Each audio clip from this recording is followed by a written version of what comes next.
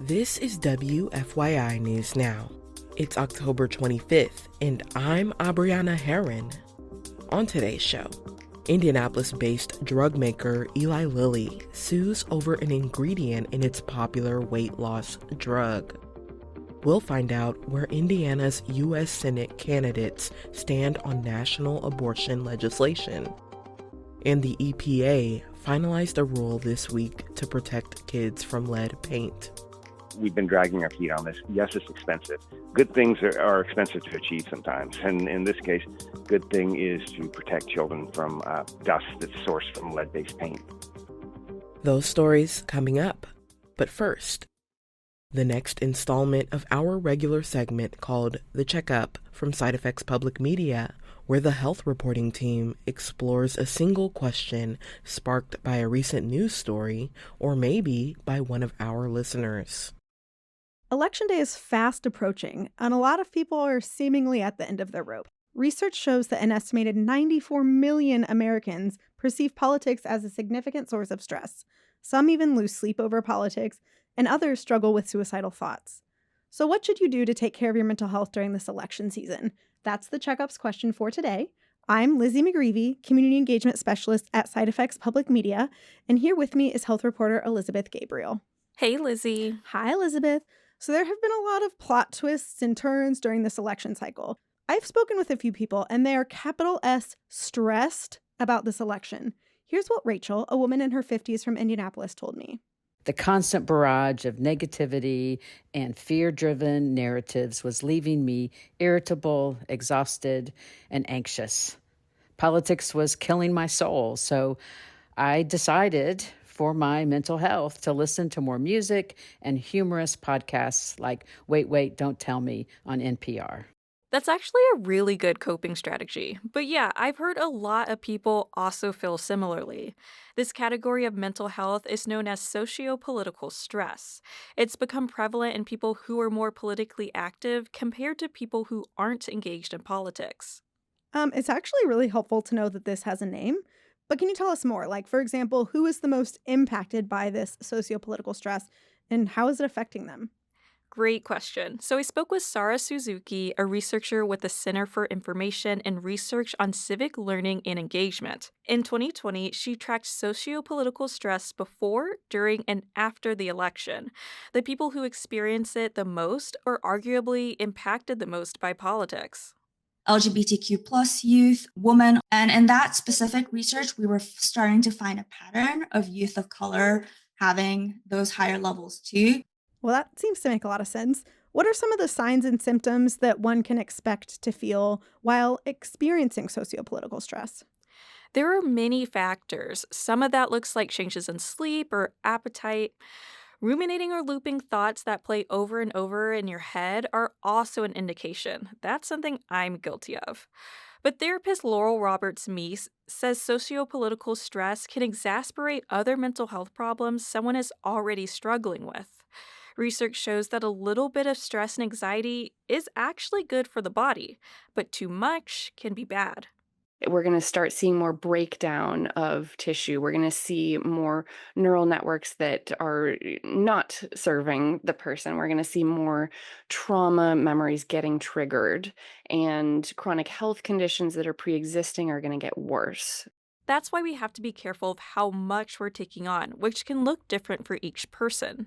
You know, Elizabeth, I thought I was eating a lot of Reese's Cups because it was Halloween season. Turns out it might just be my sociopolitical stress. So I will be sure to talk to my therapist about that. And everything you're saying makes sense. But I can't help but think not everyone has the luxury of just tuning out or to stop scrolling or thinking about politics.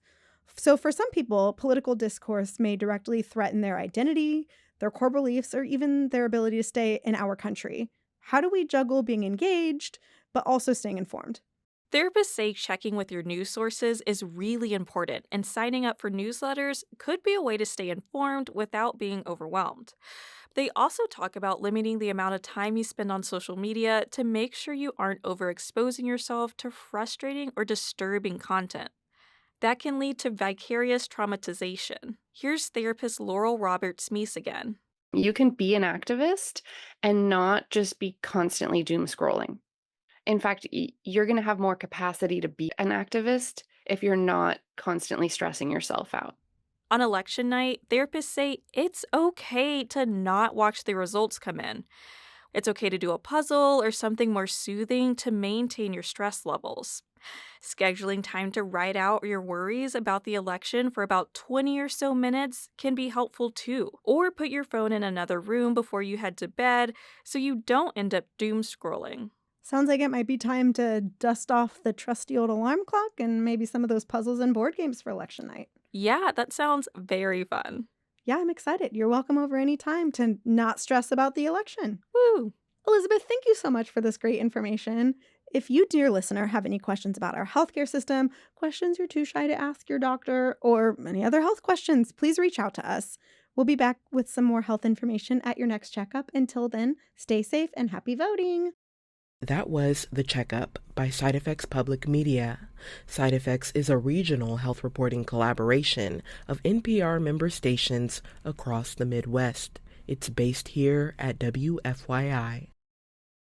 Indianapolis drugmaker Eli Lilly says it sued 3 medical spas and online vendors on Monday because they sold products claiming to contain Tirzepatide. That's the main ingredient in Lilly's popular weight loss drug, Zepbound. The lawsuits were filed in federal and state courts in Indiana, Texas, and Washington. They accused each defendant of false advertising and promotion. Lilly has also previously sued more than 24 medical spas, wellness centers, and compounding pharmacies for selling products claiming to contain that same main ingredient, also approved to treat type 2 diabetes under the brand name Mounjaro.